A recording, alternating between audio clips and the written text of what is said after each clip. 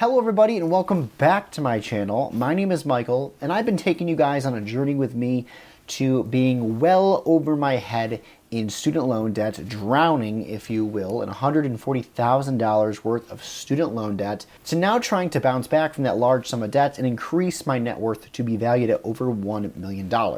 And in today's video, that's exactly what we're going to be looking at, is my net worth and tracking it for the month of February. I typically try to track my net worth on a monthly basis, though sometimes I get distracted. Now, in today's video, I actually want to bring up two important things as reasons why it's important to, at least for me, to be tracking my net worth on a monthly basis, because these two areas of things that contribute towards my net worth, I actually noticed have been slacking, and I didn't know that because I thought they were on automatic payments or automatic investments. So we're going to go through that once we get to it, but stay tuned because there is kind of a little update I need to make regarding this February net worth update. I make these videos purely for entertainment purposes and to keep myself accountable to my own financial goals.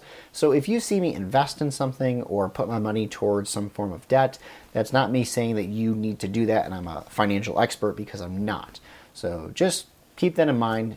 This is mainly just for entertainment purposes. My dog is sneezing. Don't sniff the vacuum, you're gonna sneeze. Also, I just want to point out that if you are interested in content like this, watching someone go from a negative net worth to a positive net worth, watching someone go from over $100,000 worth of student loan debt or any type of debt and getting themselves out of that, be sure to subscribe to this channel because that is what I do on a weekly and monthly basis. So without further ado, let's go ahead now and take a look at my net worth tracking spreadsheet and start punching in some numbers for the end of February 2023. Okay, so the first thing I want to point out is that I did do a little bit of house cleaning to my net worth tracking spreadsheet here that I use in Google Sheets. First off, I would like to thank Karina de Ruse, I'm sorry if I'm mispronouncing that, Karina, and always Amelia for, in my last net worth update video, you guys may have remembered, it looked kind of ugly. I had all these black lines and boxes going everywhere, and that wasn't very attractive. I didn't really want to present that, but I had to because I knew no other way to basically black out or hide the months that I didn't want you guys to see, because there was like 24 months and it was all just a conglomeration of many numbers.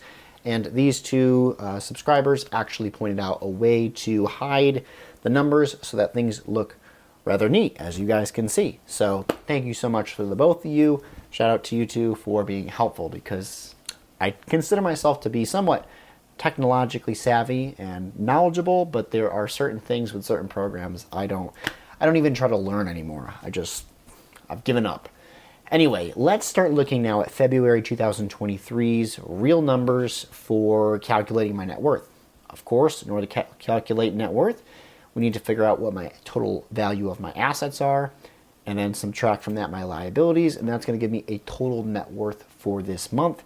And some people get very specific. They go into looking at the assets of anything they own, like their camera or the tires on their car or a bicycle or something like that.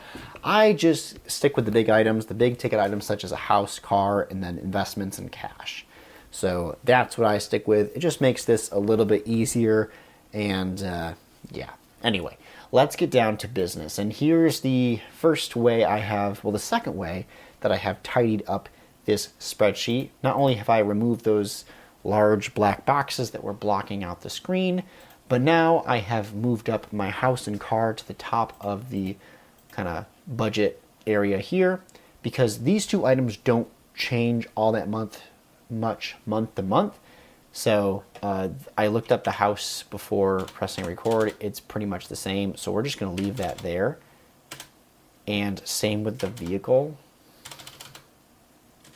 Ooh, I always do this. It can't be a video for me without completely adding in an extra zero when I shouldn't be. Anyway, those two items, house and car, they haven't really changed. So we're going to leave the values as is. These next four items, savings and cash, 401k, Roth IRA, and taxable stocks, most of them have changed. So let's get down to business here, down to brass tacks. So I wrote out a little cheat sheet because there's no way I can remember all these numbers. my savings and cash as of 30 seconds before pressing record was sitting at, this is the wrong side, was sitting at $40,344, and I don't know what it is for cents because it didn't tell me. Mint budget mobile, not Mint mobile, Mint finance app did not tell me what the cents were for my savings and cash. So we're just going to stick with $40,344. And that's a nice increase from January. I don't have anything built in here to track the difference month to month. That would just get a little too crazy for me. But I know some people do that when they add it into their spreadsheet, but I don't do that. You guys can see that's about $4,000 increase. Nice. And the reason my savings and cash continues to climb, just for any new viewers out there, I know a lot of my returning viewers already know the answer to this. My savings and cash continues to climb because any extra money I'm getting, which is really around about $3,000 every month since last April, I am putting in a high interest savings account for the sake of eventually paying off my student loans. They're in forbearance, they're government loans, so I'm putting them in there. And I think as of the last student loan debt video I made, or Transfer Tuesday video, I was sitting at $31,000 saved into that account. If you're wondering, okay, so where's this other $9,000 that if you have $31,000, but it says you have $40,000 here, that's just sitting in my regular, just local bank account. I like to keep that in there just in case there's an emergency and I have to pull money out quickly. I tend to be a worrywart and think that, the car is going to catch on fire tomorrow. So that's why there's that amount of money sitting in my local bank and not all in the Ally Savings Bank. Next up, we have the 401k account, and this is the first item I mentioned in the intro that I thought was getting worked out and was okay, and it still is okay, but I thought this was being handled, and I don't think it is. I mentioned, I think in my last video that I did for Net Worth Update in January, that my 401k at the start of the new year was getting rolled over to a different company. Long story short, with my employer, we had a name change. We were bought out by a bigger company, but it doesn't really impact us day to day. But one thing it did impact was our retirement plans. They were going from T. Rowe Price to Charles Schwab. And I thought this would, I guess this is hopeful thinking. I thought all this was going to be handled by somebody else. That I would just one day wake up and magically all this stuff would be put in Charles Schwab with all my same investments and all my same contribution percentages.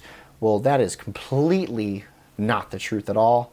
I was responsible to be watching for emails that told me when I can contact T. Rowe Price to have a check mailed to Charles Schwab, and then I have to go into Charles Schwab and fix the contribution percentages that get pulled out per paycheck, and also change the investments, like what specifically the money is going to. And what we're going to see here, I'm going to put in a number here in just a second for the 401k amount for the month of February. It is not risen as much as it typically does. So if you're like, whoa, it's been a whole month and that's it. Well, the reason is because I don't think right now any money is being contributed towards this new account. It's considered a new account with Charles Schwab. I need to go in and fix that, but unfortunately the Charles Schwab interface, Unfortunately, the Charles Schwab interface is not as user-friendly as the T. Rowe Price, just in my opinion. For the 5 minutes I spent poking around, I could not figure out how to select my investments. I did figure out how to select the contribution, of course, but I could not figure out how to select the specific investments I want because I am a little bit picky. I want to make sure that the funds that my investment, my contribution is going towards are not funds that have crazy expense ratios or that are underperforming more than other funds could be. So I want to see what they have to offer. I'm new to Charles Schwab, so I don't know. If any of my viewers are familiar with Charles Schwab and use them for a retirement account or a 401k through their employer, Be sure to leave down in the comments some suggestions you have for specific investments, different funds with Charles Schwab. So I'd really appreciate it. Anyway, the number here for the 401k account as of 30 seconds ago was $15,033.26. So that number should be higher, but it's not, because I don't think any money has actually been contributed towards the account. So I'm going to be watching that. I might need to give them a call because, like I said, their interface is a little, I don't know, I thought it was hard to use compared to T. Rowe Price. Next up, we have the Roth IRA. This has gone up because I've been contributing towards my Roth IRA, and it's gone up pretty much as expected because I put $200 towards my Roth IRA every month. So it's gone up to $446.83. So there we are. Nice. Actually a little bit less than 200 if I'm looking at that correctly. But that's probably because, it's dependent upon the market, and things can go up, things can go down. Next, we have the taxable stocks. This is an account that I really don't even touch. I have it with TD Ameritrade, and basically I made it like over 2 years ago. I was getting into investing and thought that was the way to go. Well, with my current financial situation, it's better to just focus on these retirement accounts for now. And then once my loans are done away with, then we can switch over and maybe look at this. But for right now, my taxable, traditional, just regular brokerage account is sitting at $1,846.04. So it goes down a lot, as you guys can see. But that's because, I don't know. I'm the type of person, I tried to choose stocks that I think would last for the long term, and most of them have, but a lot of them have moved down. So I don't really have plans on selling off those stocks because that's not usually my investment strategy. I just want to keep it in there for the long term, and hopefully it'll go back up. But we're going to leave that right there. Anyway, now we got to calculate the total value for my assets. So we're going to figure that out right now just by adding all these numbers.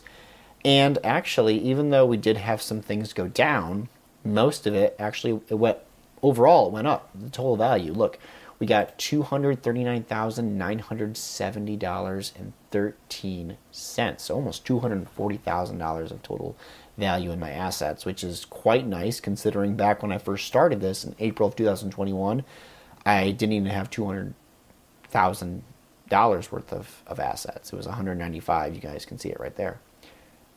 So we're looking nice. Things are moving along swimmingly, and that's what we like to see. Things go up even by a little bit every month, and I know that's actually a good growth, so I'm proud of it. Anyway, now we got to move on to liabilities, or as I sometimes call it, the bad news, but liabilities don't necessarily have to be bad news, so maybe I shouldn't call them that, especially when we start looking at liabilities like these first two funds, Sallie Mae and Car Loan, and we know that they are at zero. Woo!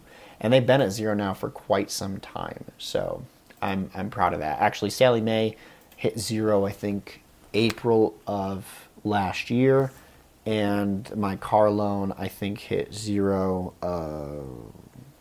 maybe June the previous year. I can't quite remember that one, but I think it was in the month of June, but I think it was a year ago, like more than a year ago, actually. So these two are still at zero. So we're going to just put there. There we go. And these two are at zero. This was another area I kind of tidied up the spreadsheet because it used to be they were in different sections of it, and now I just put them both together because they're always going to be zero now. Hopefully. Hopefully I don't have to go out and get another car. Knock on wood. Government loan. I know I've talked about this quite a bit. This number has not changed. And if you're wondering why it hasn't changed when I have all that cash sitting up there, it's because I'm saving it in a high interest savings account. As I've already explained, I think this is a better route. This is a better option than just going ahead and paying this off. Just in case there is any form of student loan forgiveness, I'd rather have not paid it and get it forgiven, or get some of it forgiven, than have paid it and then I'm kind of out of luck. If you ask me, this is not necessarily the truth, but just in my own personal opinion, I don't see any real forgiveness happening. I think it's just going to get shot down, and then eventually it will resume, whether that be this coming June or sometime in the future. But call me pessimistic, call me negative, but I just don't see any form of forgiveness happening. That would be really helpful for me. Have $31,000 and $20,000 gets forgiven. That's a $50,000 across the board markdown from the $71,000. But I just don't really see that happening. If it does, it does. But you can come back here and comment and say, but yeah, that's just my own opinion there. Moving on to mortgage. This is the second area in the introduction that I mentioned something weird happened. So we already talked about my 401k, about how it wasn't being contributed towards and it didn't really grow other than just gaining probably a little bit of interest and the market moving. The mortgage is the next thing that we need to talk about, because when I pulled up 30 seconds before pressing record what I owe on my mortgage, you would think, because I've been paying on it month in and month out for the last almost 3 years now, that it would be going down. And when I looked at it today, it hadn't gone down. In fact, it actually is higher than January's number here. In January, the amount due was $130,350.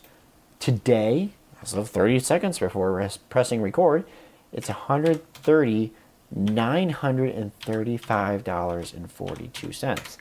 Now, in the grand scheme of things, you know, this $600, a little less than $600 here isn't a huge deal. The mortgage debt isn't my primary focus for elimination right now.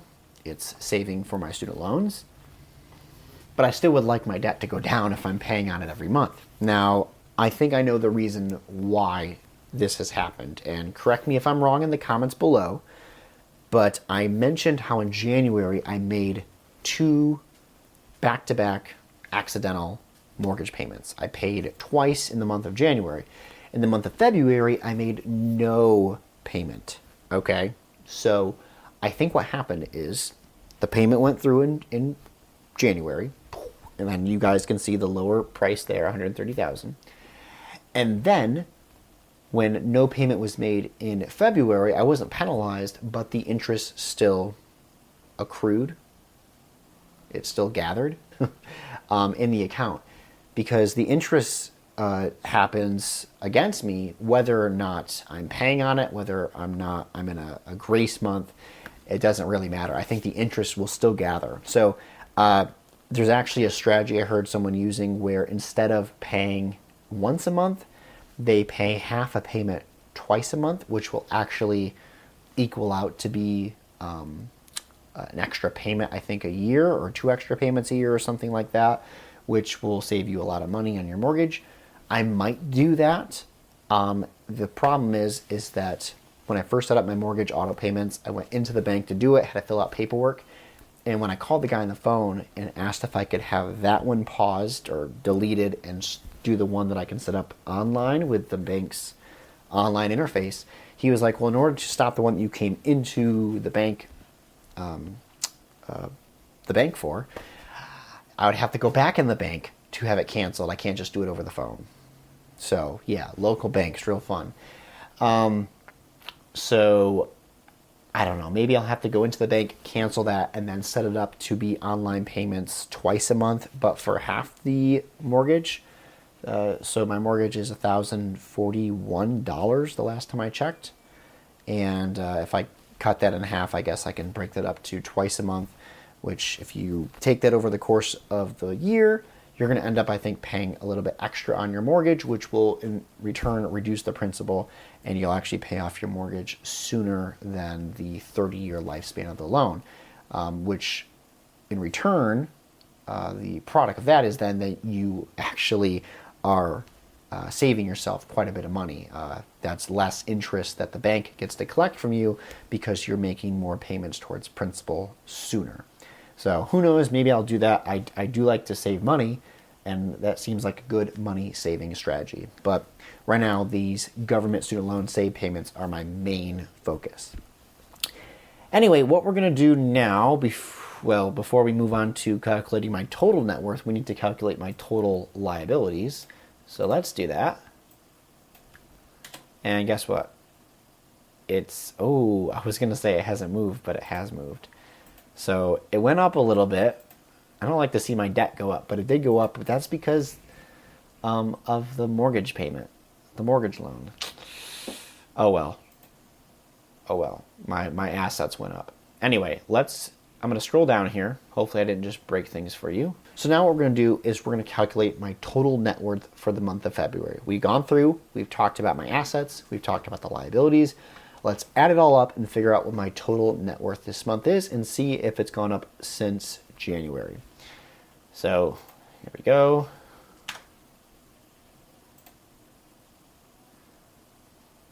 Okay, so we got this here. I might have put that equation in wrong. I don't need to put sum, but whatever.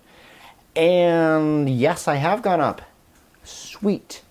I was hoping to go up. It's always fun to go up, and especially when you go up by $4,000 here? A little less than 4,000? Huh, impressive. Okay.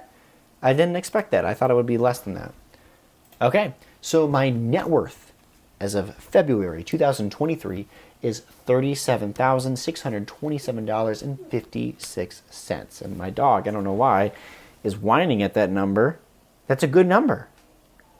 He's camera shy. Otherwise, he would come over here. So that's good news, and I'm pretty thankful about that, despite those little hiccups with the 401k and the mortgage loan actually increasing. We never like to see a debt increase, but shh.